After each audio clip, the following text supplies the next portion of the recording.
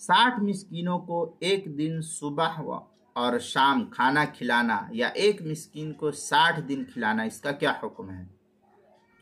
चुनांचे कफारे ज़िहार में 60 मिस्कीनों को एक एक करके 60 दिन तक खाना खिलाना जरूरी नहीं है, बल्कि अगर 60 मिस्कीनों को एक साथ सुबह व शाम खाना खिला दे या एक वक्त खिलाकर दूसरे वक्त की कीमत दे दे तब भी ये सूरत जायज़ है।